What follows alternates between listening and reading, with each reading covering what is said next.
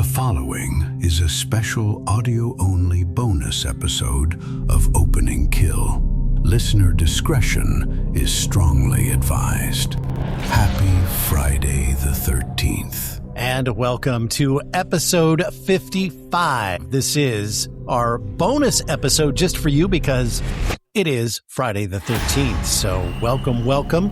I'm Brian O'Connor, rejoined this week by my broadcasting partner, Michael Duran. How are you, Michael? I'm good. I'm avoiding ladders and black cats and all that stuff. You know, gotta keep safe. Friday the 13th after all. But yeah, I'm excited to tackle Friday the 13th Part 2. Right.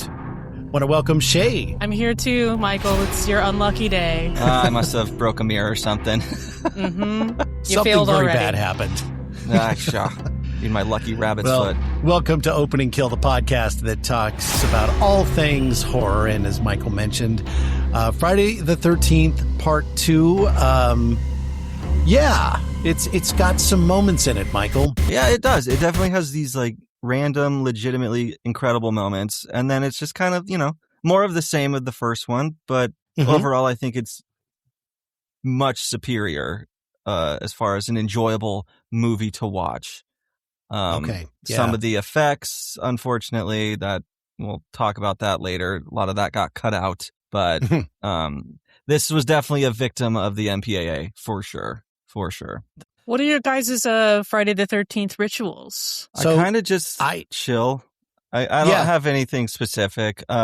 Usually I will at least watch one of these movies, depending on whatever mood I'm in, but that's kind of it. I don't have anything spectacular. I do think it's great. You could pick which movie you feel like watching out of the Friday the 13th series based off of, what mood you in. You want a little silly goofy? You want classic? You want this middle of the road one we're about to watch? Let's find out. You want the extra sleazy one? There's options. Yeah, I watched the first one just out of tradition. So I go grab a pizza and just what I'm doing and watch the movie, and then, you know, we get to do this fun podcast and talk about it too. Even better. I can't wait for us to do the fourth one. That's my personal favorite. I think that might be mine too. One thing I've always wanted to do, but I've never actually done on Friday the 13th is go get a tattoo on Friday the 13th from like a flash sheet for the event. I've never actually done it, and it's always something I say I'm going to do it this time, and I just I'd never end up doing it. But at some point I want to do that. That might be a fun tradition to officially start. Well, we got one more Friday the 13th this year, don't we? So yeah, we do. I think there's only 2 this year. I have to double check. But we should definitely kidnap Michael and take him to a tattoo shop and make this happen for him. It's his dream. It's my proof. Dream. Yeah. You know? Well, but I don't think we're going to actually need to. Don't think we're going to actually need to kidnap him. I think he would just go willingly if we just picked him up and took him. And there you go. You don't need to. I mean, you can kidnap me if you want to make it more theatrical, but it is not necessary. Yeah, I mean, it does sound more fun. I'm down. Yeah, you just throw me in the back of a van, Definitely. it'll be fine. Step 1, find a van. Got it. Yeah, find a van.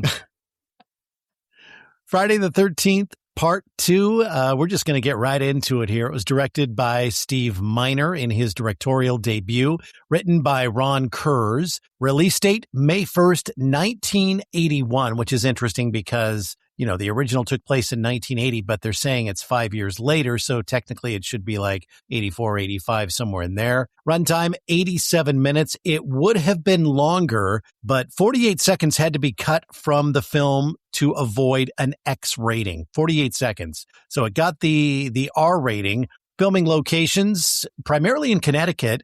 They did not go to New Jersey and film at Camp Novi Bosco in New Jersey, where the original was filmed. Instead, North Spectacle Pond was the main lake used for filming, and Camp Kenmont and Camp Kenwood used for the actual camp, starring Amy Steele, John Furley, Adrian King from the original, Kirsten Baker, and Walt Gorney, who reprises his role as Crazy Ralph. I was very glad to see they brought him back into the second one. It also starred Marta Kober, who played Sandra. Marta was underage at the time that they filmed this, and there was a full frontal nudity shower scene with her But as soon as the studio realized how old she really was, that scene disappeared really fast.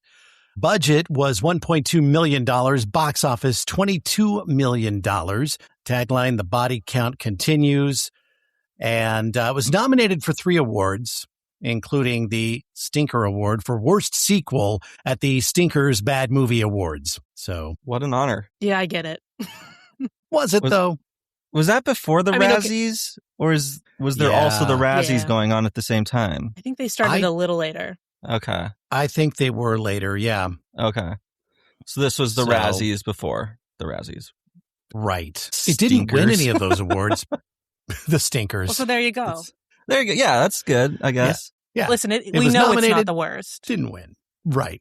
We know it's not the worst, but it is not great compared to all they had out was the first and the second. And it was technically, in some people's opinions, not the greatest. Right.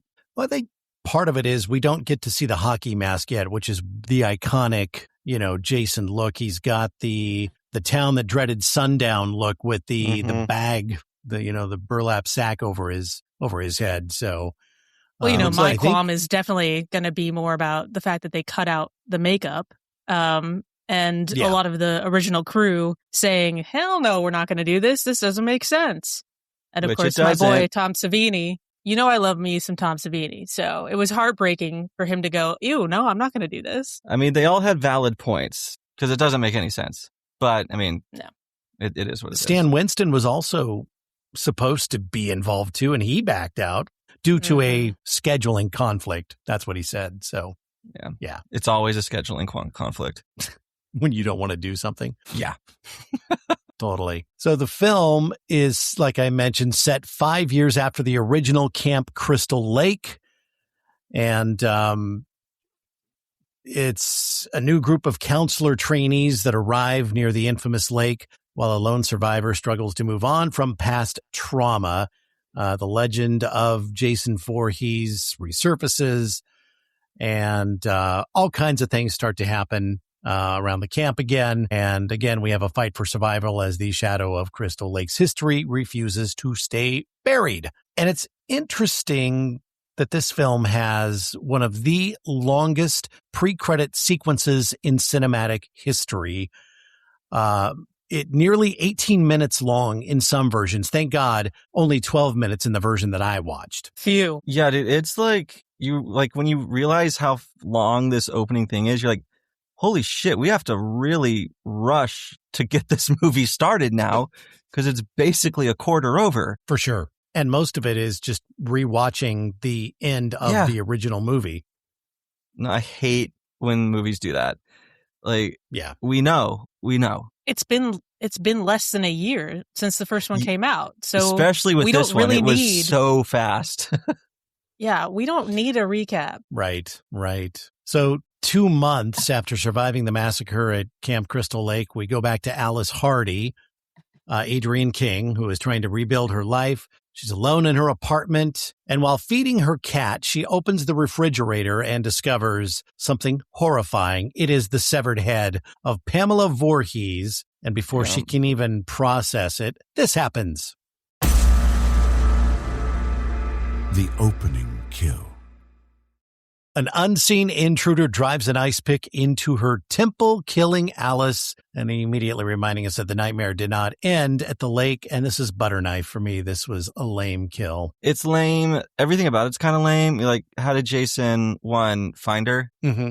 Like, he's a backwoods hillbilly. He doesn't have GPS. He doesn't have anything. He could not find her. And then, that's just how'd he sneak the head in there. And then the ice pick, it's lame. It's a butter knife for sure. I think no blood the only either. cool parts, the cool parts about this was more the behind the scenes stuff of how the ice pick failed once to reject. So she actually did get poked in the head a little bit. And then Adrienne King didn't realize her part was going to be this small. And she also had, this is a famous story of, she had a stalker after the first movie came out. So she did kind of have to be a little more wary about roles she was taking. And that's that's awful for a woman. Like, that sucks. No one else in the cast got stalked. So don't like that part. But Yeah, the kill itself, it's a butter knife for me too, dog. I mean, I wish it was better, but it's not. Right. So 5 years later, the shoreline of Crystal Lake fills once again with hopeful counselors. And because a guy by the name of Paul Holt has opened a nearby counselor training center near Camp Crystal Lake, bringing together a new group. So we have Jenny Field, who is played by Amy Steele, along with Sandra, the miner, who's in the film, Jeff, Scott, Terry, and Mark, who's confined to a wheelchair. He apparently had a motorcycle accident.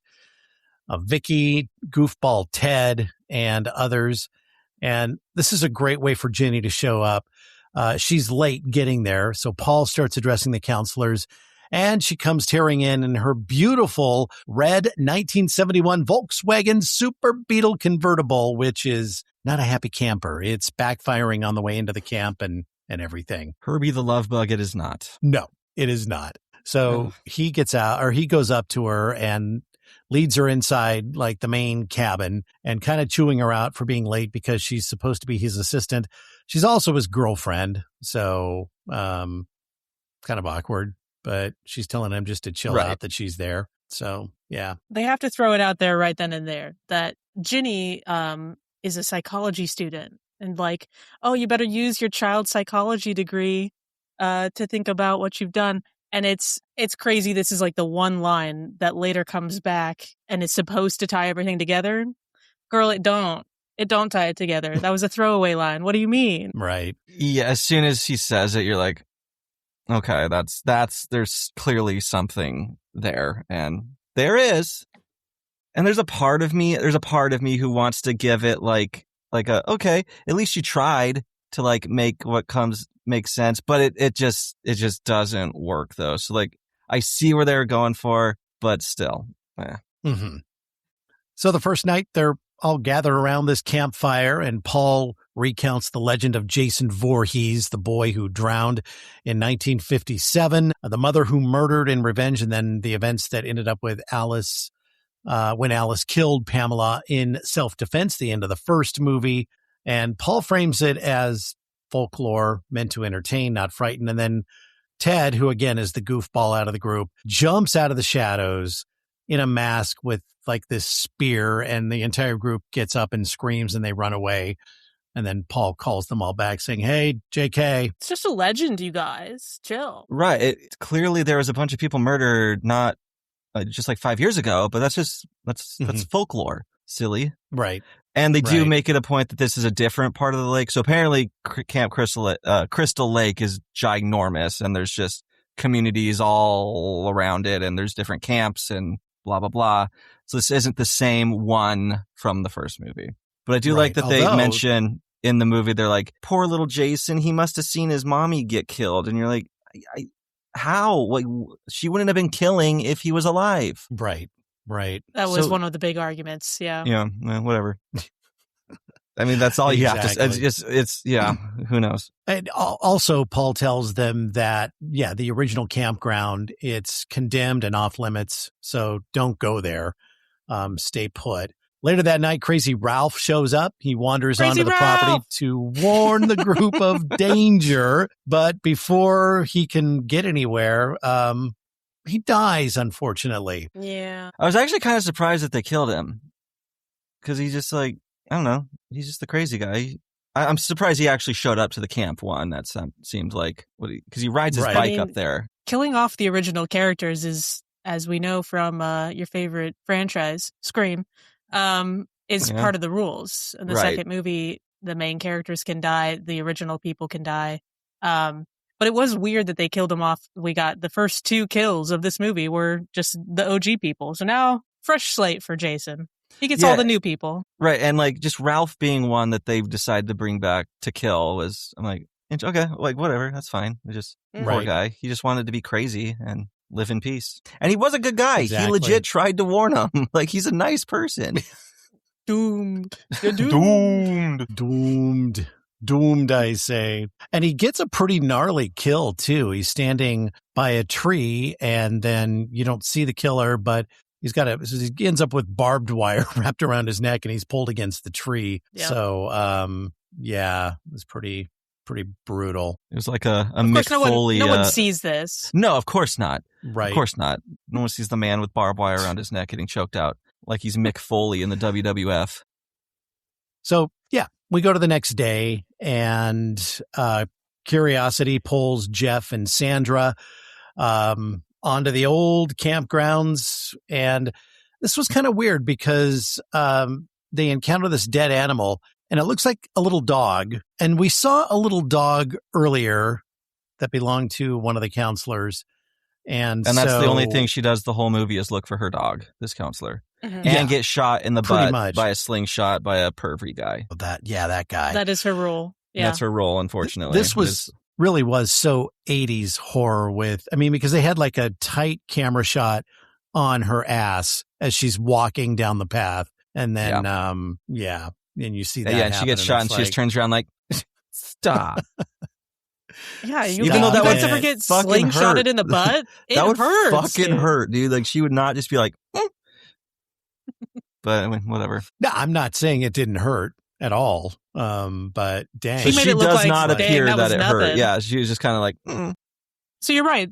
They find this dog, which is weird because it looks somewhat similar to the dog that I think it's Terry owns it. Yeah. And the dog does disappear pretty much for a while. So we Right. think that's it. Well, and you And see then the all of a dog sudden- run up to, like, you see the dog go up to Jason. So, yeah, like, Yeah, to his feet. yep. I don't think But- he's nice to animals. Although he didn't kill the cat at Alice's house. We don't know. We never saw that. Well, yeah, True. we don't know, actually. He could have been so like maybe he's kind to animals. Who Yeah, he could have been knows? like the guy in Thanksgiving who actually ends up feeding the cat. I would That assume was he's such probably a funny eating. scene. I would do assume think Jason I is could see eating these him- animals. Well, how else? Because he has to be eating wildlife to survive, Bro lives out in the forest. Yeah. Yeah. What else is he eating? like berries and animals. Fish? Did you see Jason picking berries? How cute! He gets his little Oh, like right? he gets like a hollowed out head, and he just out there Mhm. like just I love raspberries, and it's like blueberries.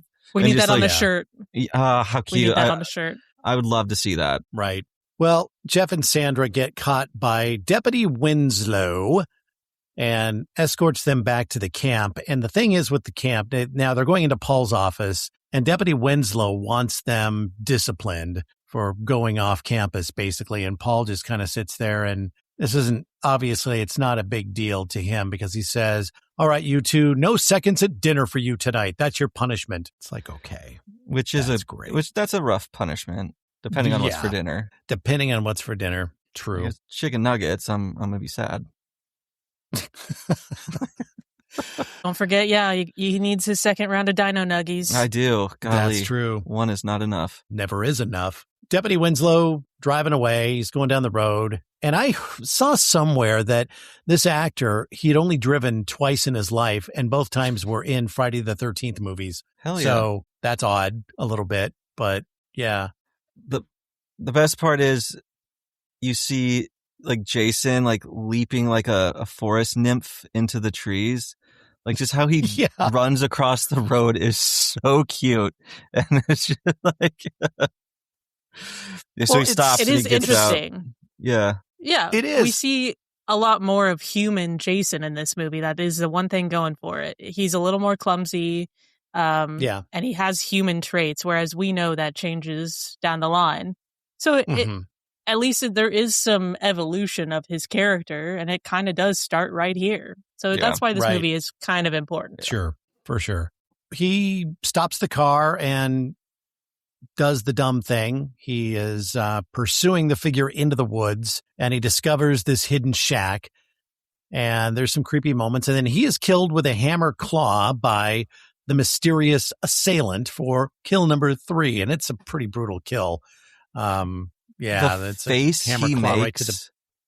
Oh yeah, is insane. He looks like Waluigi. He's just like eyes He's got popping some out. teeth on him. Yeah, he does. He's got some chompers. Yep, he They're does. fighting to Agreed. go out all different ways. Right. That evening, Paul takes most of the counselors into town for one last night out, leaving several behind. Vicky and Mark start flirting with each other. Vicky is played by Scream Queen Lauren Marie Taylor.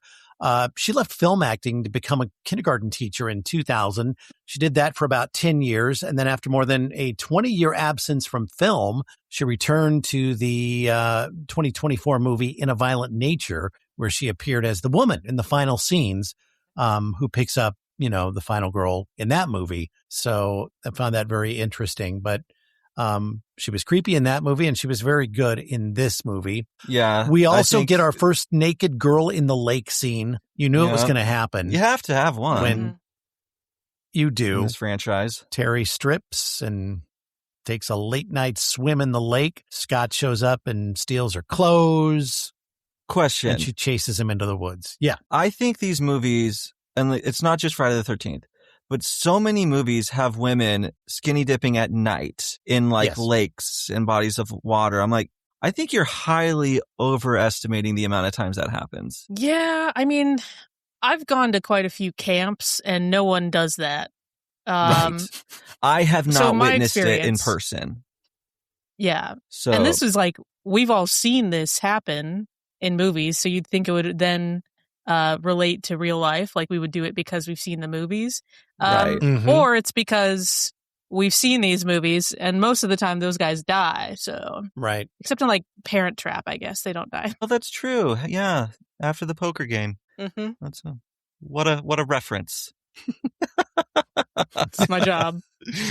So she catches up to Scott in the forest, and he steps into a rope snare, and it grabs him, and he's swinging upside down.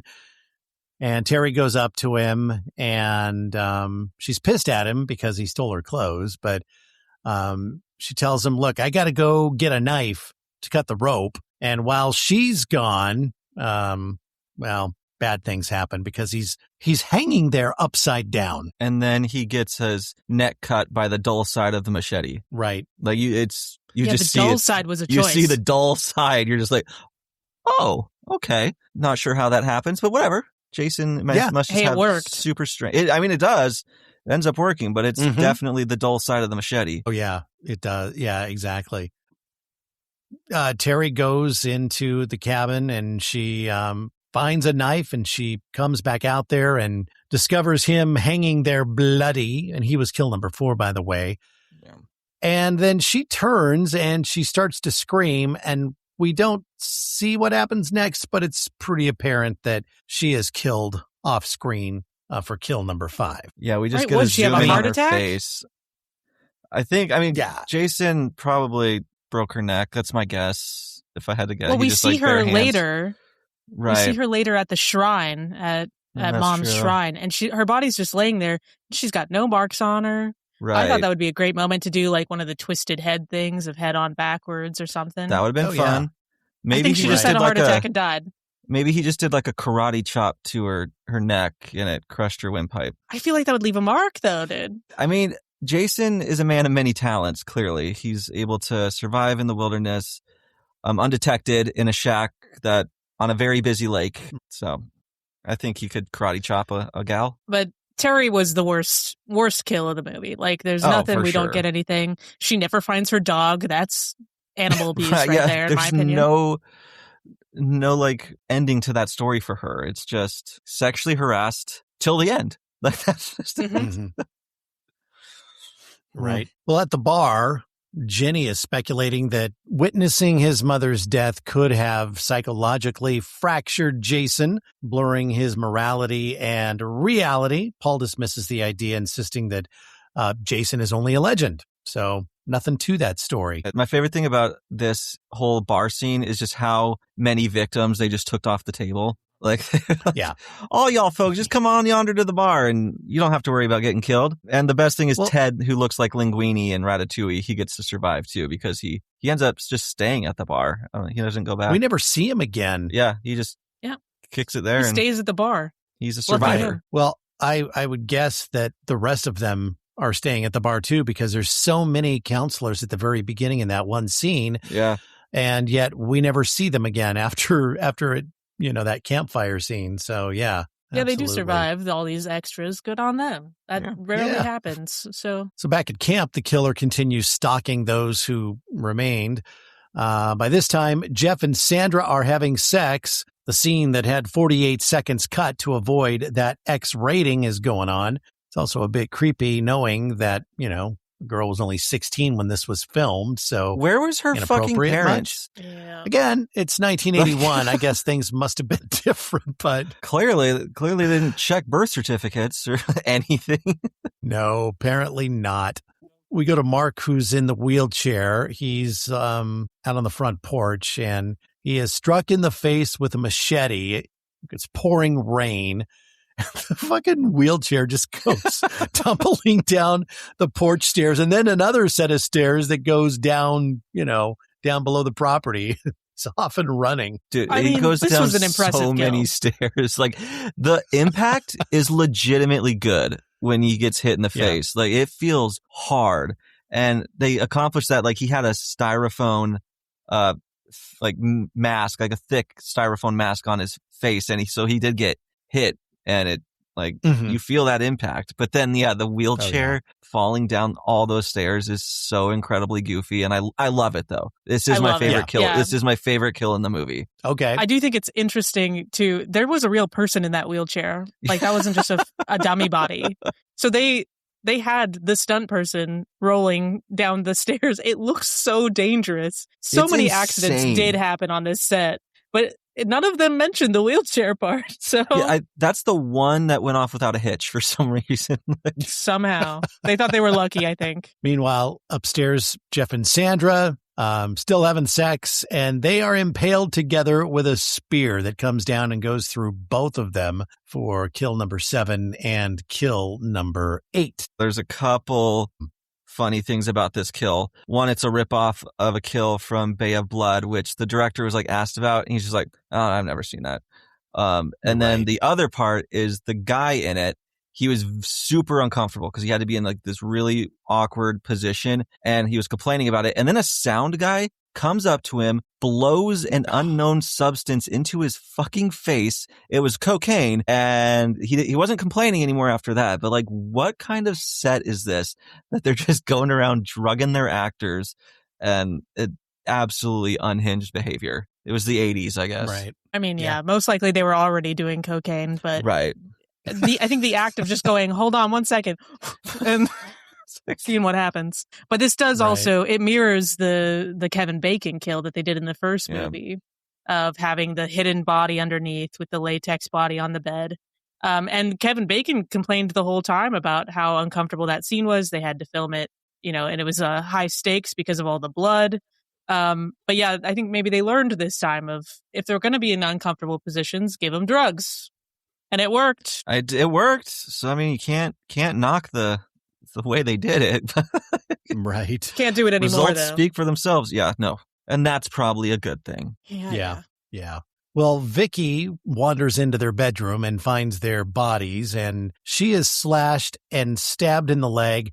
And this was kind of confusing because at first you think that because they cut to her sliding down the stairs, and it almost looks like she might be under her own power, but then you realize that I don't think that's what's happening here. I think she's actually being dragged down the stairs. Yeah. So kill number 9 going on right there. As we mentioned, Ted stays at the bar while Jenny and Paul return to chaos. They get back and find that all the lights are on in the main house. Jenny finds the bloody bed where Jeff and Sandra were doing the deed. And in the darkness, the killer attacks Paul and then starts chasing Jenny around the house. Then she finds some bodies. I think that scene is legitimately creepy where she sees and it's in the dark. You do see just baghead Jason creeping up on this guy with his giant ass spear. And she's like, "Oh my God, look out." But I think just that image of him creeping in the shadows is one of my favorite parts of the movie. It's legitimately ugh, that's creepy and unsettling. The line of "there's someone in here with us, there's someone in here," yeah, it kind of does give you chills. Yeah, I also give props to human Jason. He did clean up after his mess, other than the bed scene, which is impressive. I can't imagine Jason walking around with a mop and broom or having the time to do that, but he did clean up the other deaths, or at least hid them away pretty darn well. He might be like Snow White, where he just whistles a song and the woodland creatures come and help him clean up all the messes. And Mm. That's my canon. And then he eats them. And then he eats them. Yep. I was going to say, don't most serial killers do that anyway? They call to the animals to help them, and then they just eat them. I mean, most of them do, but sure. Yeah, Jason's the best at it. Yeah. Well, Jenny finally gets outside and goes to her car, which we already know is not a very dependable vehicle, so it won't start. He attacks the car. She ends up escaping and enters one of the other cabins, and she hides under a bed. And when she starts to come out, she looks up, and he is standing on a chair waiting for her, and conveniently, the chair breaks, sending him to the floor. So lucky her, lucky break for Jenny. And like, this is where we do get some pretty goofy Jason moments. Like back in the car, he does like this silly little like duck down. Like it's very goofy. And then, yeah, him just completely falling with this chair. Like it gives a little bit of Ghostface energy where he's just kind of klutzy and falling all over the place. But yeah, it's such a unique Jason. What it's like, I respect it because it's so different. And it's just, yeah, seeing the evolution of the Jason character is very broad and ever changing. People make mistakes. Unnatural, undead, supernatural beings, Right. They do not in the future. So this is where he gets all his mistakes out of the way. Yeah. Well, she gets out and she's running into the woods, and now she finds the shack and barricades herself inside and turns around and discovers a shrine built around Pamela Voorhees' severed head and surrounded by bodies. So it's good to know that the head made it back in time from Alice's refrigerator to this shack in the middle of the woods. So he takes care of his things, you know? Yeah. Again, I guess he does clean up his messes. Yeah. Yeah. And I'm not an expert in human decaying bodies. I don't understand entirely how it works. But how is there still skin on that thing? Did he mummify it? It's obviously... Because it's in pretty good condition. Skills. It looks pretty good for 5 years. But maybe he refrigerates it. No. Oh. He must have power out in that that's shack. It. Yeah. He must refrigerate it. Yep. Yeah. That Smart altar has Jason. a cooling element to it. God, he's so smart. Look at him. Thinking ahead. I know. This is where we get my favorite shot, though. Yeah, he got the sweater. Yeah, he went and cleaned it up again. God. I know. This does have my favorite shot in the movie, though, because like she's in the shack and you see there's this window behind her and you see him hurling towards her from the woods. And it's like, you're just like, turn around now. And she does see him in time. But that shot of him just running up on her, I'm like, that's some good stuff right there. Right. We don't really see Jason run very much in the future. So like watching him run is interesting. And him, you can tell he's a little panicked of like, shit, I gotta get over there. Don't touch Mama's head. Yeah, that's my stuff, dude. That's my thing. It's like that scene in Step Brothers. Did you put your nutsack on my drum set? I don't think don't put your nutsack on my mom's head. Like, don't do it. Well, she's a girl, so you're good there. I don't know. Don't put your labia on my mom's head. Don't you do it. We can't take Michael anywhere. You know that? Oh, God. Anyway.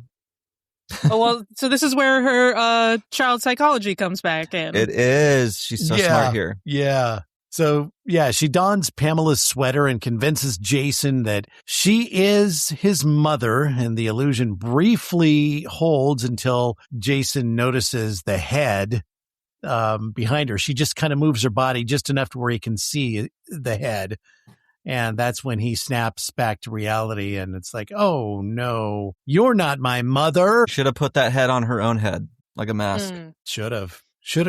I mean, if she had a hoodie, she could have done that where, you poke your head down and put the head on top. Mm-hmm. But yeah, she's just donning the shirt and sweater. So next time, Michael, we'll suggest that. We'll know how to officially defeat him in the future. Mm-hmm. Exactly. So Paul returns. He's not dead. He shows up magically and tries to intervene, but gets knocked down to the ground and doesn't move for a bit. And Jenny grabs a machete while he's on top of Paul and strikes Jason in the shoulder, seemingly ending the threat. Now, they got into it, her and Jason, before this, And the timing was not right on the stunt. And she actually hit his finger with the machete and sent him to the hospital where he got 13 stitches in his finger. And he went with the freaking machete still lodged in his shoulder. They didn't even take the fake machete out. Can you imagine working in the ER and this shows up? I mean, that's amazing. That would have been a pretty silly night. Like, and I did hear that story, and he purposely wanted to leave it in there to make their night more interesting. So he's a showman through and through. Mm-hmm. Well, he went right from the hospital and went right back because he wanted to finish the scene. Yep. So this actor, he was like, let's get her done. This is Friday the 13th part 2. This is fucking serious. Like, let's get back to that goddamn set and finish this movie. Yes.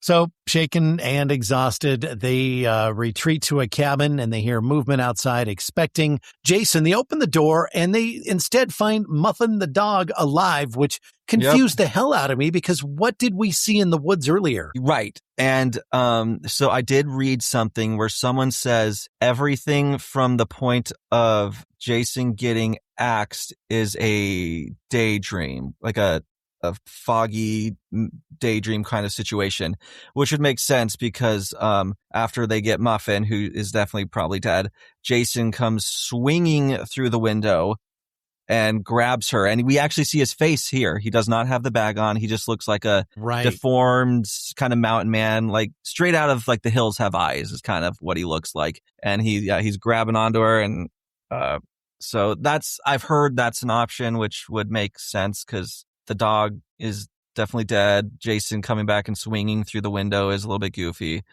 We don't know what happens to Paul. But yeah, like, Paul Holt. When she wakes up from whatever this was, she's calling for Paul. Paul doesn't come. So it does kind of relay. There is that conspiracy or theory that it is a dream. But we also know this follows the footprints of the original. We had to have the jump scare out of the boat. So this time he's coming through the window. I think it's on purpose, but I don't know if they actually had an answer for that. Probably not. I mean, and they don't need one because they're already making a movie that doesn't make sense. So, and my favorite part of that scene is there's the first time they shot it, the window didn't break and this fucker just bounced off the glass. So this scene, they had to do 3 different takes of this scene, and Amy Steele's frightened reaction is genuine because the shot was in slow motion. So they used a high-speed camera, and every time she heard the film start running, she would tense up and get scared because she knew, it was about to happen. So she was kind of psyching herself up. But that would have been a scary scene to do as an actor, I think. Well, especially since the set is unhinged and it's probably a real window. So there's going to be real glass. That would not surprise me in the least if this was a legitimate window, which would explain to him just bouncing off of it with the first take. Yeah. Right. They also had this guy, in full prosthetics on his face where he couldn't breathe. He barely could see and it was uncomfortable. And they had him do it 3 times is too many times for a big action shot like this. That you got maybe 2 chances at max, but the makeup also needs to be reset, and it took hours to get on in the first place, just for a 1 second shot. That's always impressive to me. Kudos to them. Yeah. It looks great. It does look really cool. It's a good shot. Yeah, legit. So then after that's all over with, they cut to a scene of her being loaded into an ambulance asking for Paul. Again, Paul is nowhere to be found. We have no idea what happened to Paul. Did Jason kill him? We don't know. And where's the dog now, dude? Where's the dog now?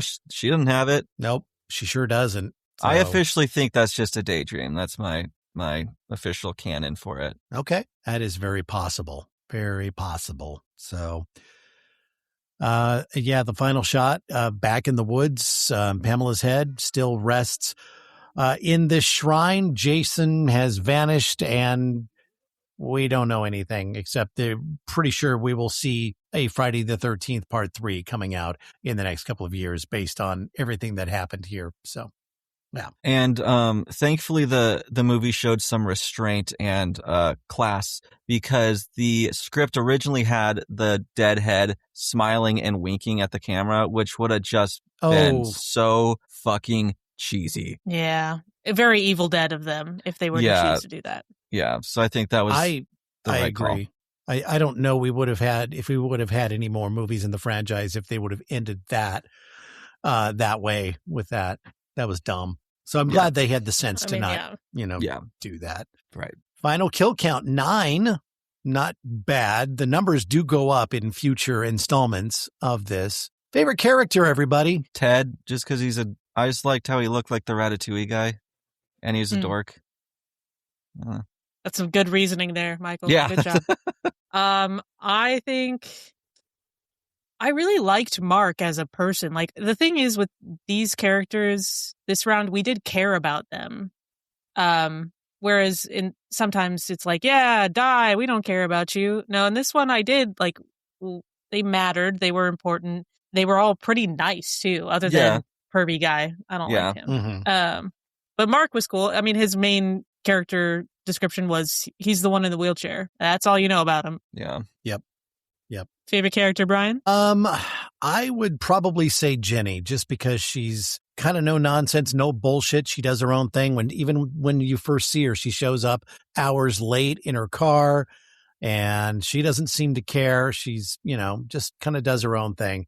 And I thought she was a really good final girl, as well. So I think she's the best final girl in this franchise. I would probably need to rewatch all of them again, but from my memory, I remember liking her the best out of them. So yeah, I don't know, the child psychology, whatever they tried to pull with that stuff, kind of weirded me out a little bit. Of like that's her one character point, but she's all right. I mean, she survives or whatever this time, right? Let's see. Favorite kill. I'm going to go with the double kill with the spear. I would have loved to seen that one. Yeah, it's always a joy when you can kill 2 birds with 1 spear. So there you go. True. Very true. 2 horny birds, 1 spear. I liked the marks, just that the face, the force on the face, and then just the absolute insanity of the wheelchair falling down 87 sets of stairs. And then it does end with like this weird like zoom in like effect thing. The whole choice was a little zany and wacky, and I'm here for it. It was a chef's kiss for me. Same. Okay. Favorite scene.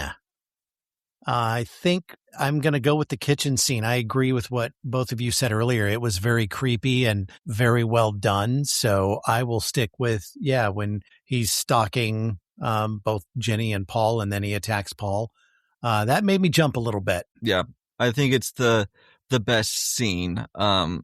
I do but this is more of my favorite shot, so I don't feel like it fits the scene. But my favorite scene is that one. But I love the shot of her in the window and Jason running up. I love that so much. Right. But yeah, scene, I'm going to go with the kitchen. Yeah. I would probably pick the shack scene fully, not only seeing him running up, but her and the shrine and having the idea of so quickly to like, I'm going to pretend to be your mother, having the overlay of mom from the first one pop up. That was a cool cameo. And then we get that moment of where she moves out of the way a little bit and then reconnects and goes, oh, wait, and stops it. I thought it was all just very well filmed, and it was interesting. I do like Jason's body language in that when you see that click for him, like that was good. Like, even though it's behind a mask, you know exactly what he thought in that moment. You're like, oh shit. Right? All we can see is one eye, and yet we could tell like his expression, his change. I thought that was it was cool. Yeah, it was good body acting for sure. How screwed are we? These are tough because it's just like it's just going to depend on my situation. If I'm able to, I would have probably gone to the bar first off. So I think I would have been fine. But if you stay behind, it's just like, can you escape Jason? It just really depends on where you are and where he is in those moments. It's luck. So, but with this specific movie, I think I'm fine because I am going to the bar. Yeah. I am also going to the bar. So we're good. I am going to the bar for sure. So, and I probably meet you at the bar. By the time we got back from the bar, all of this silliness been done, I think. I would have stayed with Ted, so I wouldn't have even gone back from the bar. Oh, you would have been Ted's best friend. Ted yeah. and I would have been Oh, homies. you would have my gotten God. along. Yeah. Yeah. Yeah, I think you and Ted would be best buds. The big bird motherfucker. Final girl score for Ginny. I give her an 8. Yeah, I'm going between like an 8 and like an 8.5. She's resourceful. Yeah, I was thinking 7.5. Yeah. For one, if we're following her and she's our unreliable narrator of like the dream sequence, then what actually did happen? We don't get to see that. Mm-hmm. Right. How did she Right. survive? We don't actually know. And also, we got a double tap, you guys. Like, she hits him in the shoulder and cut off his head. Just get it done with. That could have solved a lot of problems for us to be. To be fair, Zombieland hadn't come out yet, so she didn't know about the double tap. To be fair. I think everyone needs to know about the double tap. To be fair. And it's before Zombieland, all right? And that's with guns, too. Like, we just finished the job, I guess. I'll reword it for you, Michael. Finish the job. I mean, I would have definitely, if I'm there with the machete, I'm swinging till my arms fall off. Like, we're making pudding tonight. Like, okay. Star grade. I give it a solid 3.5 stars. It's just, to me, this is not a franchise that can ever really go above that. Like, I like it. I have fondness for this franchise. It's not a great franchise though, if that makes sense. Like, I like it, but it's not great. So 3.5 for me. Okay. Same for me too. Yeah. I also do 3.5, but we know it does get a little bit better before it also then again gets even worse. This is truly the middle of the pack kind of movie. Yeah. The best one is to come, but even that one, you're kind of like, there's still a lot in it that you're like, that's really fucking goofy. And the Right. first one was good. We rated that one higher, I know. So I don't know. Did you guys? Because like, I definitely prefer this one to the first one.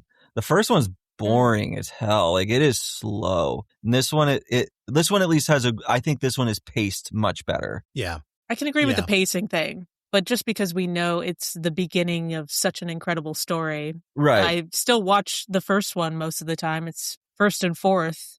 Sometimes I throw in, Freddy versus Jason, if we're counting that. Those are my 3. Is it kind of Right. crazy that it's not my favorite, but like, it's definitely top 3 in this franchise is the reboot. Like, I fuck with that one. I think that one's pretty good. I actually enjoyed the reboot, and this is my franchise, so I loved, the originals, yeah, some of them are certainly much better. I mean, there's some really, really good ones, and there's some really, really bad ones, but I really enjoyed the reboot. It still kind of followed the original thread of Friday the 13th, and yeah, I just thought it was a really well done movie. And I kind of like that you get the first 3 movies within that movie.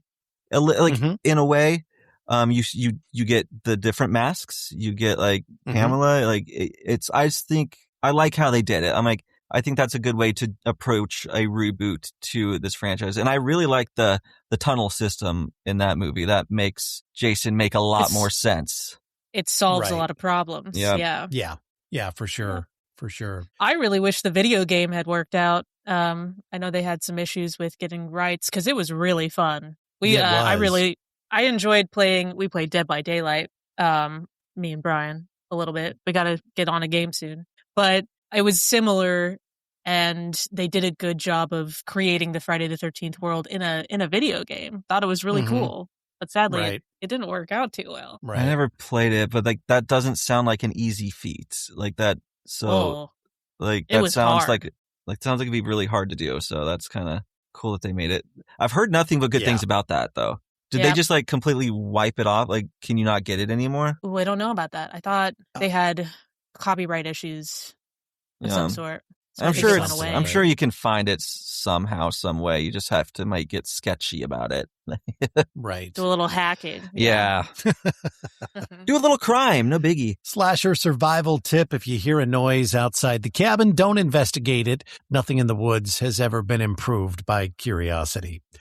And I think that can apply to every single Friday the 13th movie. probably. Yeah. So, yeah. All right. Well, this is our bonus episode, so we're not doing any of our usual things here. We just wanted to bring this to you because it is Friday the 13th, but make sure that you join us next Thursday because we have a brand new episode. We're going to be bringing you Bram Stoker's Dracula from 1992. So that's good. I am actually reading the book. I've never read the novel before. Oh, really? And so, yeah. I'm excited for you to finish it. I might be done by next week because I'm flying through it. It's just really holding my attention well. So, and it reads, I think you and I talked about this, Michael. Mm-hmm. You brought up the fact that it reads modern. It doesn't read like it was written, when it was written. And so it's an easy read. And yeah, I'm really enjoying it. Really enjoying it. It's one of my favorites. Like I was convinced I didn't like classic literature. And I don't like most, but there is some that is just written that's so easy to digest. Dracula is one of them. And then also Frankenstein, I think, is written really easy to read as well. So I appreciated it. I love the characterization of Dracula in that book. It's so incredible. And after I read the book, like last year, I actually watched Bram Stoker's Dracula for the first time. And I have a much more of a respect for it than I probably would have. But I'm excited to talk about it, especially all the effects and how they did it. It's such a good movie. Mm-hmm. Yeah. It's a classic book and movie. Mm-hmm. It is. It is. All right. Well, that'll do it for the bonus episode here of Opening Kill. Make sure you subscribe to us. Follow us on Instagram and Facebook and soon TikTok. That's coming. That will be a thing. Ooh. And tell your friends about us as well. And we're on the video version of this is on YouTube, but for crying out loud, we're everywhere. We're everywhere, just like that Michelle Branch song. That's right. 'Cause you're everywhere. Oh, no, we didn't need to hear it. No. Stop. Fine, let's get out of here before I do karaoke. Email us at openingkillpod@gmail.com too if you just want to get a hold of us or recommend a film. So thank you to Shay for sitting in and hanging with us again on our Friday the 13th bonus episode. And we will see you next week. See ya. Opening Kill is produced by Mystic Cloud Productions and hosted by Brian O'Connor and Michael Duran. New episodes drop every Thursday wherever you listen to your favorite podcasts. And don't forget, you can watch the video versions on YouTube. See you next time, if you survive.